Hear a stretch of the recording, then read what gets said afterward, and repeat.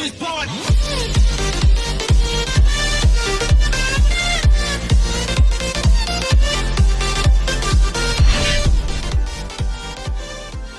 तो friends welcome है आपका। आज हम पढ़ेंगे बीएससी फर्स्ट ईयर का मैकेनिक्स का फर्स्ट टॉपिक है। इस चैनल पर आपको मैकेनिक्स जितने भी आपके बीएससी फर्स्ट ईयर में सब्जेक्ट हैं उन सबके आपको नोट्स मिलेंगे और सब चीज़ क्लियर कराई जाएगी, तो आप सब्सक्राइब कर लीजिए चैनल को। तो चलते हैं बीएससी फर्स्ट ईयर का मैकेनिक्स टॉपिक है अपना। मैकेनिक्स में पहला टॉपिक है फ्रेम ऑफ रेफरेंस। हिंदी के अंदर पढ़ेंगे सारा। तो हिंदी में क्या बोलते हैं फ्रेम ऑफ रेफरेंस को? तो फ्रेम ऑफ रेफरेंस को हिंदी में क्या बोलते हैं? निर्देश तंत्र। तो हम आज पढ़ेंगे निर्देश तंत्र। तो निर्देश तंत्र में सबसे पहले क्या आता है? कार्तीय निर्देशांक। कार्तीय निर्देशांक क्या होते हैं? कार्तीय निर्देशांक वह निकाय या पिंड जिसके सापेक्ष कण की स्थिति का अध्ययन किया जाता है। मतलब कि कण कौन से स्थान पर स्थित है, ये हम कैसे पढ़ेंगे? 3D के अंदर। 3D यानी x, y और z। तो जो कण है वो कहाँ है? x में है, y में, z में, मतलब स्पेस के अंदर कहाँ है? तो उसका अध्ययन किसमें किया जाता है? निर्देश तंत्र, कार्तीय निर्देशांक में उसका अध्ययन किया जाता है। अब आगे देख। तो फ्रेंड्स समझ में आया निर्देश तंत्र किसे कहते हैं? निर्देश तंत्र किसे कहते हैं? वह निकाय या पिंड जिसके सापेक्ष कण की स्थिति का अध्ययन किया जाता है। यानी कोई भी यहाँ पर कण है तो इस कण की स्थिति का अध्ययन यानी है कहाँ पे है? तो ये कहाँ पर? ये x, y, z के ऊपर है। x यानी x यहाँ से यहाँ तक की दूरी x, यहाँ से यहाँ तक की दूरी y और ये इतनी दूरी z। तो x, y, z निर्देश तंत्र के ऊपर ये P बिंदु स्थित है।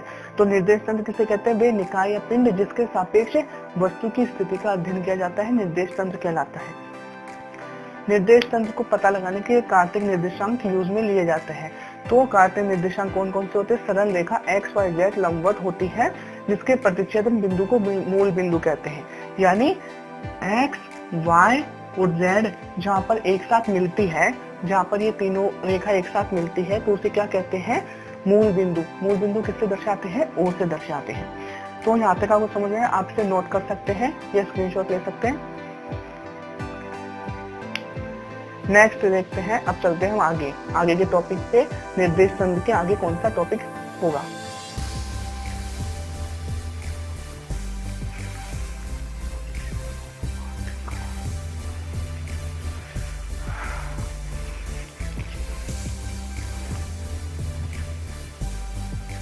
फ्रेंड्स अब चलते हैं नेक्स्ट टॉपिक की तरफ। नेक्स्ट टॉपिक है हमारा कण की स्थिति। कण की स्थिति निर्देश तंत्र या कार्तीय निर्देशांक हमने पहले पढ़ लिया है। कार्तीय निर्देशांक क्या होते हैं?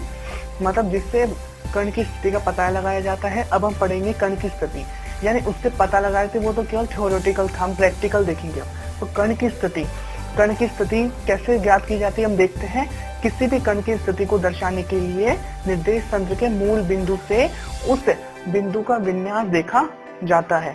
मतलब जैसे आपके सामने डायग्राम है, इसमें देखिए x, y और z है और यहाँ पर p क्या है? कोई बिंदु, कोई पार्टिकल है। तो इस p बिंदु की हमें स्थिति ज्ञात करनी है o मूल बिंदु O से। तो हमने इसको क्या मान लिया? r वेक्टर माना। यह विन्यास क्या है? r, यानी केंद्र की स्थिति क्या है? हमने r मानी है।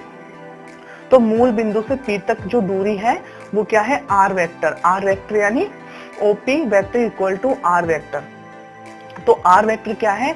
O से P तक की दूरी। O क्या है? मूल बिंदु। तो P क्या है? कण है हमारा। तो कण की स्थिति क्या हो गई? r वेक्टर हो गई। तो r vector equal to x i k plus y j k plus z k k।